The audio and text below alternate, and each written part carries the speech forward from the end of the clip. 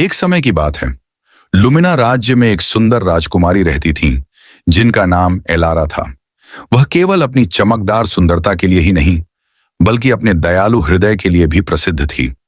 लेकिन उनकी एक अजीब आदत थी। वह कभी हंसती नहीं थी।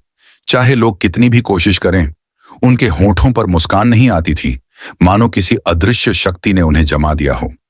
एक दिन राजा ने घोषणा की कि वह एक विशाल प्रतियोगिता आयोजित करेगा, ताकि अपनी बेटी के लिए एक योग्य वर चुन सके।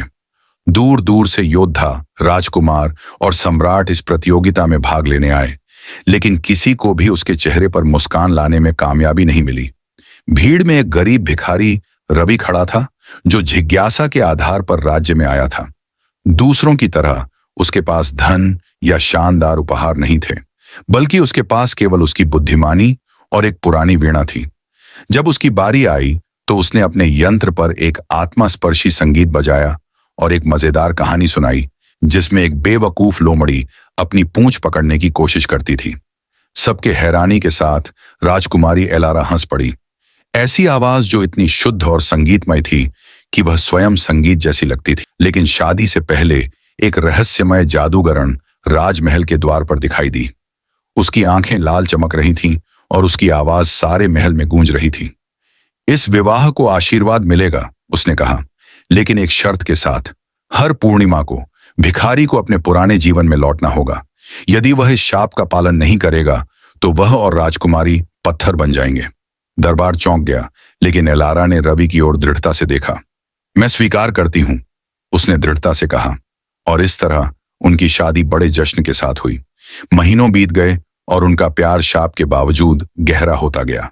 हर पूर्णिमा को रवि महल छोड़कर वापस गलियों में जाता, जहां वह पहले भीख मांगता था।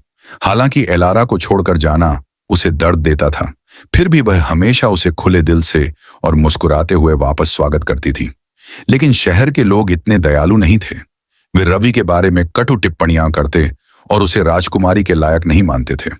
लगातार अपमान ने धीरे धीरे रवि के आत्मविश्वास को नष्ट कर दिया। एक नियति भरी रात, जब पूर्णिमा की चांदनी विशेष रूप से चमक रही थी, रवि महल के दरवाजे के बाहर हिचकिचाया। उसने सोचा, अगर मैं यहां रह गया, अगर मैं शाप का पालन न करूं और खुद को एलारा के लायक साबित कर दूं। घमंड में डूबकर उसने जादूगरण की चेतावनी को नजरअंदाज कर दिया और महल के अंदर ही रह गया। जैसे ही घड़ी में आधी रात हुई, एक ठंडी हवा महल के रास्तों में फूंकी। रवि ने अपने शरीर को ठंडा और भारी महसूस किया।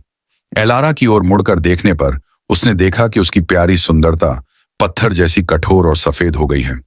उसकी आंखों से आंसू बहने लगे जब उसने समझा कि उसने क्या किया था। एक साथ वे समय में जमे हुए रूप में खड़े रह गए, जो राजकीय बगीचे में प्रतिमाओं के रूप में अमर हो गए। सदियों बाद लुमिना से गुजरने वाले यात्री अक्सर दो जीवंत प्रतिमाओं पर आश्चर्य करते,